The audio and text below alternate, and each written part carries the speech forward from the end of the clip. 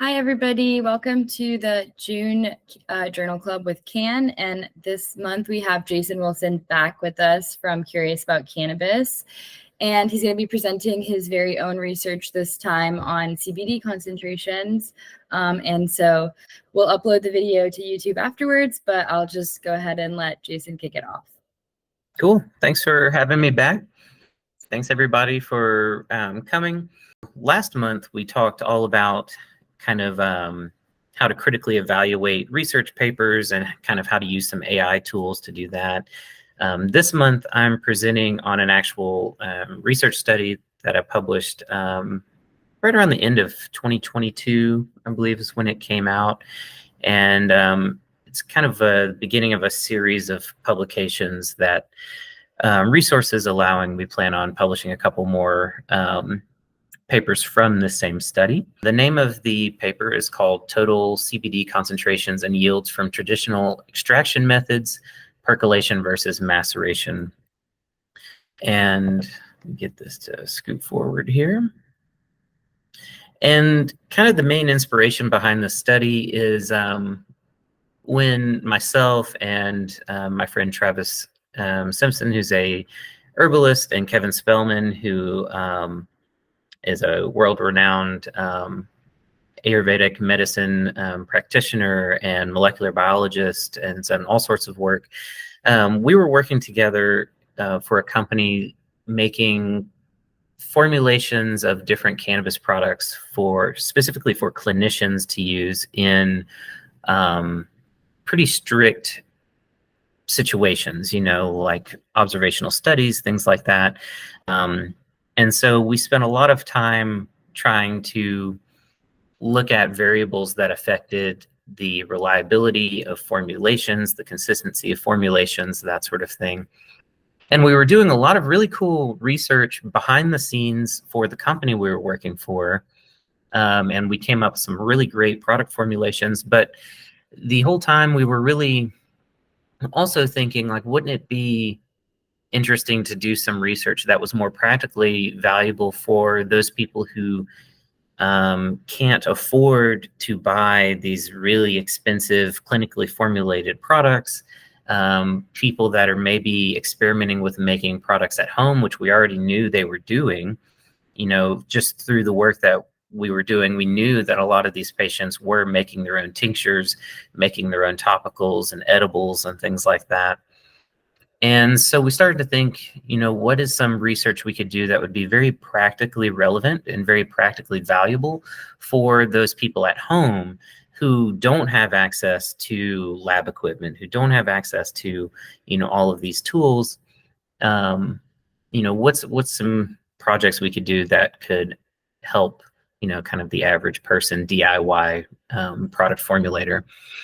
And we had got into some conversations with some kind of herbalism friends of ours that were talking about how a lot of people, when they aren't involved in the cannabis industry and product manufacturing and stuff, one of the main ways that they're making tinctures is they're throwing ground up cannabis into a glass jar with some alcohol, shaking it, letting it sit for a while, and then straining it. And we started to talk to a lot of different patients and things, and realized that a lot of people were doing these long maceration times of several days to several weeks, with the idea that, letting the plant sit in this ethanol for a long period of time, that they were going to get the best extraction they could. And it also comes from kind of tincturing methods related to other plants and other plants that have tissues that require like long periods of time of breaking down, like roots and things like that. And so we immediately were like, well, probably 2 weeks is a 2-week maceration for cannabis is probably too much. But we started to dig around into the scientific literature to see what we could provide these clinicians so they could talk to their patients and provide them better information. And we realized that no one had really published on this kind of DIY scale, alcohol tincturing method and how to perfect it, and no one had really looked at comparing maceration to other tincturing methods as well. And so we saw this opportunity to put together a study kind of in our free time, which was very limited, but we wanted to look at, okay, let's say we are a patient in their kitchen with very limited resources, basic kitchen tools. How can we make the best tincture? And that led to a series of experiments we did. And this study that we published was the first of several that we're publishing, sharing all of that data. And it's really just been limited by money, because those of you that don't know, if you publish a quote unquote free scientific paper online, it actually costs thousands of dollars to the scientists trying to publish it. So it's been some hurdles to get through, but we have definitely more we plan on trying to share. So this first one that we looked at was primarily comparing a 2-week maceration time. So throwing cannabis into a jar for 2 weeks, looking at the chemistry of that, and comparing that to a percolation method, which I'll explain more about in a minute, and comparing the chemistry between the two and seeing what we could learn. So some of the main limitations of our study, this was not intended to represent a scaled commercial extraction situation at all. And some of the first sort of pushback I got after publishing the study was like, well, no one's making tinctures this way. And I was like, well, no one at scale making commercial tinctures is making them this way. But people at home, it's a very different situation. And so this study is specifically meant to represent people at home in their kitchens, not a producer in a lab or a sophisticated product manufacturing facility. Some other limitations: we had no budget, and we had to do all of this in our spare time. So there are aspects to the study that we definitely would have improved had we had the resources or time to do that. And I'll talk more about that in a bit. We had some limitations in our sampling. So everything we sampled and analyzed, we did in triplicates. But the full treatments, we were only able to do in duplicates simply because we ran out of time. So as any of you that have done any research know, that your samples compound quickly. So for every variable that you have in the study, there's going to be at least 3 samples associated with, like one collection of that variable. And so we were getting into thousands of samples very quickly. And so we just simply ran out of time. So we were only able to do the maceration treatments twice and the percolation treatments twice, and then got multiple samples from each of those treatments. We limited our tools to what you could get in a kitchen. So we tried not to use any of the fancy equipment we had in the facility, and we limited ourselves to basic kitchen scales. And I'll talk more about this in a bit, but we actually made our percolation cone to show that it could be done at home fairly easily. We used basic glass jars. We used cheesecloth. The only things that we used our, kind of fancy lab equipment for was, obviously the analysis and standardizing the cannabis materials before we got started. And this study alone is not all of the data we collected for this research project. There's more behind it. And if you have any questions, some of that might come out just in questions. But for instance, we looked at more than a 2-week maceration time, and we tweaked some other variables that we just haven't really talked about yet. So this is what the study looked like.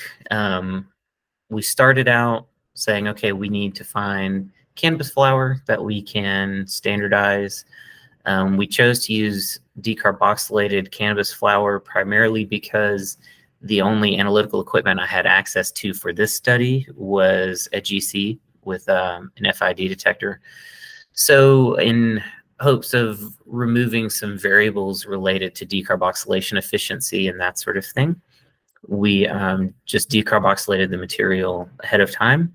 Then we milled it and standardized the particle size using standard micron sieves. We actually used what you would normally use to sieve soil, and we used it to sieve the cannabis plant material so that we knew that all of our particle sizes were relatively the same. And once we had that material all homogenized, we then characterized it. So I took lots and lots of samples of that material, tested it under different conditions, and then ran some statistics on that and figured out an average potency of that material and kind of a basic standard deviation. And then from there, we ran the different treatments. So we did a maceration treatment and we did a percolation treatment. The macerations were pretty simple. You're taking, so we did a 1:5 menstruum ratio. So 1 part cannabis to 5 parts alcohol. So we would do roughly 100 grams of cannabis to 500 grams of alcohol. And with the maceration treatments, we would do the basic maceration, and then we would strain the ethanol out of the material and take collections of that resulting tincture and test it. But then we also would take the spent cannabis material that had been extracted, and we then put that under a tincture press to see how much more ethanol we could collect. We tested the potencies of those collections as well, which is also in data that is kind of going to follow up later. And then we also then calculated the potency of the pressed and unpressed materials combined. So that way with maceration, we had a good sense of what's the potency if you just did a basic maceration and cheesecloth filtration versus what if you actually had a little tincture press and pressed all that material and collected as much of the ethanol as you could, which also the tincture press is going to push some of the plant material through as well. So we looked at that. And then we also looked at the percolation. So for percolation, we had to create what's called a percolation cone, which you can think of it as basically how you make coffee. We had to have a cone up top that you put the plant material in, you run your solvent through, it drips through the bottom, and you collect the resulting tincture from there. And to make our percolation cone, because we could have used like a fancy lab, like real percolation cone, but we wanted to keep this true to the DIY nature of everything. So we actually took a glass Perrier bottle and scored it and broke off the top and inverted it to create a cone. And a very simple technique that, I mean, really anybody could do. And that bottle shape was perfect. And so we just kind of sanded down the edges so we didn't cut ourselves or anything. And then we had our percolation cone. And then from there, the percolation treatment, and I'll get into more of the methods in just a bit, but basically with percolation, you add just a little bit of solvent, just enough that the plant material can hold it without any dripping through. And that kind of does a pre-digestion kind of. It kind of starts to soften up those tissues, start to dissolve some of those resins. And then when you pour the rest of the solvent through to drip through, you have a very efficient extraction there. And so then we collected the samples from the percolation treatments. I prepared every sample in triplicate. So for every sample collected, we collected in triplicate. And then for every sample that I prepared on the bench, I prepared them 3 times. And then for every sample that I prepared, we analyzed 3 times, 3 separate injections. So again, you can kind of see how the number of analyses starts to really stack that way. That just in one basic sample collection, there's at least 10 or more analyses behind it. So, and that's just cannabinoids. So this fairly small, simple study ballooned into a fairly large data set very quickly. And so again, looking at these methods, and I threw in some little cartoons here to make it fun. Our maceration treatment, you're soaking that plant material in ethanol for an extended period of time. You're going to agitate occasionally, so people just shake the jar occasionally. Filter through a cheesecloth. Again, we specifically chose a cheesecloth because that's what a lot of people are going to use in their kitchens. They're not going to use, some odd micron, filter paper. They're going to be using cheesecloth. So that's what we did. And then we used the tincture press to press that material to get any remaining tincture out of there. For the percolation, this is a little cartoon, but this is kind of what it looked like. Imagine the top is the inverted bottle going down into the base and putting plant material in there, pre-soaking, and then letting it go. Our findings were, fairly interesting. So again, keep in mind, this is just a piece of what we looked at and what we found. And we plan on releasing more later. Percolation was far superior. Within an hour, we recovered 3/4 of the ethanol that was used without needing to use a tincture press at all. The CBD extraction efficiency was very good. It surprised me how good it was for being such a kind of crude, simple method, but we got around an 80% extraction efficiency using the percolation method. And percolation was way easier because we didn't have to do the tincture press. Very minimal resources. It was pretty fascinating, and I've got some of the raw data I'll show in just a bit to kind of put this in context. But with maceration, if you're not doing a pressing of the mark, if you're not taking the spent plant material and pressing it, you're really leaving a lot on the table. And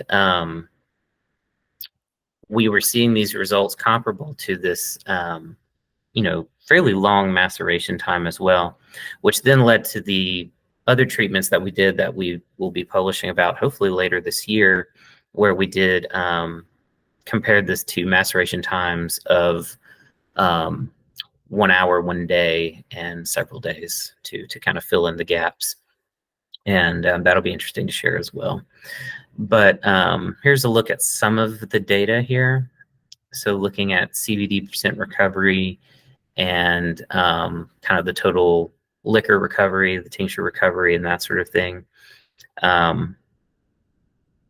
There's a pretty substantial difference, as you'll notice, between like the ethanol recovery, the CBD recovery, between those 2-week maceration treatments and the percolation treatments.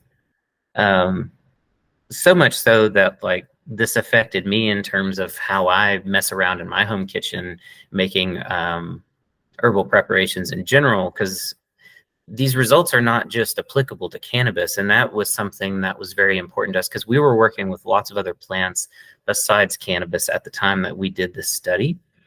And we haven't published on this, but our experience is that these results translate to pretty much any resinous plant that has resins readily available on the outside of their tissues, like cannabis does.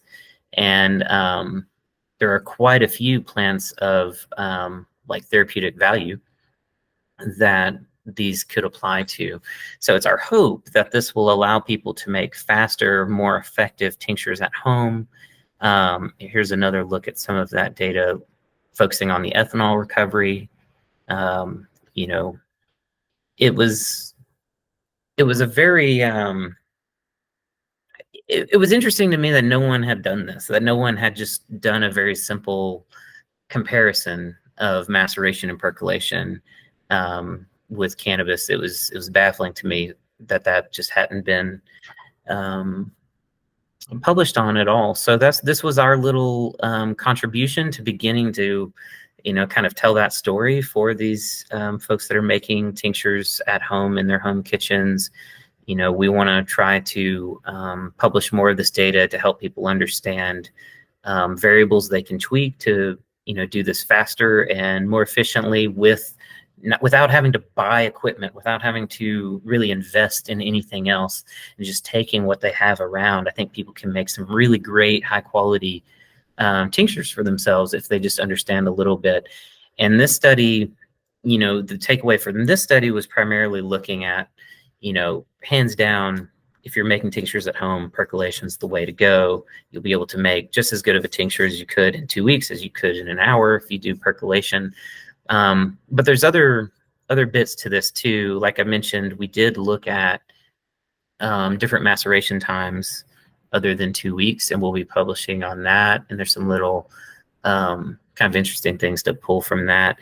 And then there's other variables that we worked on tweaking, but we didn't get enough data from to publish on, like alcohol temperature and that sort of thing. And anyone who's done kind of commercial cannabis extraction knows that the temperature of the solvent matters quite a bit. We did consider that and wanted to include that in the study, but it just added too many variables for the data set and the time crunch that we had. But if anyone's interested in recreating the study or doing anything with it, I highly recommend manipulating the temperature of the ethanol. You'll definitely see some changes, some substantial changes that way. And if your goal is to target cannabinoids in these resins, as anyone who's, like I said, done any scaled up extraction knows, the colder, the better. So we didn't have that data in the study, but it is something we played around with. But that's kind of the basics of this study. I mean, it's really simple. Despite the hours and hours and hours and hours and hours of time spent analyzing all this data, it was fairly simple. And so far, this little simple study has garnered quite a bit of attention. It's currently read more than 66% of articles on Frontiers. And I've started to get a lot of people asking me about things they want to do to kind of tweak this and take it different directions to do more to help patients, particularly that might be making their own products at home. So this is kind of in line with my lab. So my personal lab is Natural Learning Laboratories, and my whole goal with my lab is trying to do research that is practically relevant for consumers. So this was kind of the start of some of a series of publications I hope to be putting out, and got more in the pipeline as long as we can find money to keep doing it. Thank you so much for sharing that. I think that that's a really interesting concept about publishing for home patients to have access to the same exact methods. I think that's really, really cool because we don't see a lot of that. And you're right, we've never really seen it about tincture creation before, like ethanol extraction. There's tons of it on decarboxylation. Yeah. And how to at home decarboxylate, but really not a lot of peer-reviewed stuff about extraction at home. So I think that's really cool. And I hope that this video will help more patients be able to be like, oh, wow, it really is just that easy that I can do it at my at home too, like repurposing bottles and everything. Right. Yeah. And one thing I realized too is for those accustomed to the maceration technique, once you go through doing percolation, it's just so much easier and simpler that you won't go back. Like for those herbal geeks of you out there like me, it's just one of those things. And it just comes down to thinking critically about what you're doing. You know, like with cannabis, it's like, do we need to apply these techniques that you would apply to, you know, roots and other things like that? Like, no, like we have these resins literally on the outside of the plant tissues. They wash off fairly quickly. Percolation is a far superior method for that purpose. And so my hope is it will raise awareness about percolation a little more. And a lot of research that's done on extraction is all about what can help kind of bigger companies make more money, which I understand. But I really like being able to share like peer-reviewed data that is relevant directly to the consumer as well. We see it like more in other industries and not as much in cannabis. So I'm really glad that you're bringing it to cannabis. And I also thought like it's really cool that you talk about the severe limitations of doing research like this, because this is really hard for small labs to do research. And there is a lot of money and time and everything involved in, like, I feel like you said this is like a small study, but it really, I understand how much work it went into it. And so I appreciate that you're out there doing that and sharing it. And hopefully more people can understand it now. So thank you so much for sharing with us today. Absolutely. I appreciate the invite. I'm glad I could be involved. And then I think we can just hold off to see if anyone else had other questions. But one question I had was, were you guys doing this with low THC cannabis? Like, good question. Yeah, so this was with a hemp company, so we were focused on CBD rich low THC cannabis. Yeah. Mm-hmm. Cool.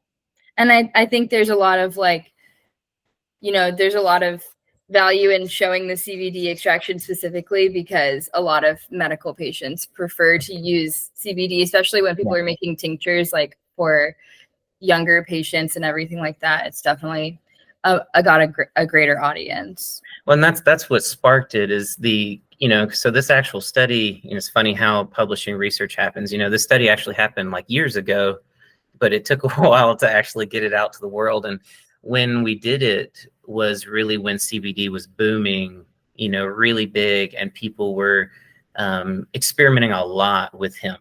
And they still are, but I mean, it was like very still kind of novel, and people all of a sudden had access to cannabis hands-on that they didn't prior. And so just to provide some context, that's what we were seeing was like, oh no, all of a sudden there's this huge boom where now people can play with cannabis where they were nervous or scared it was illegal.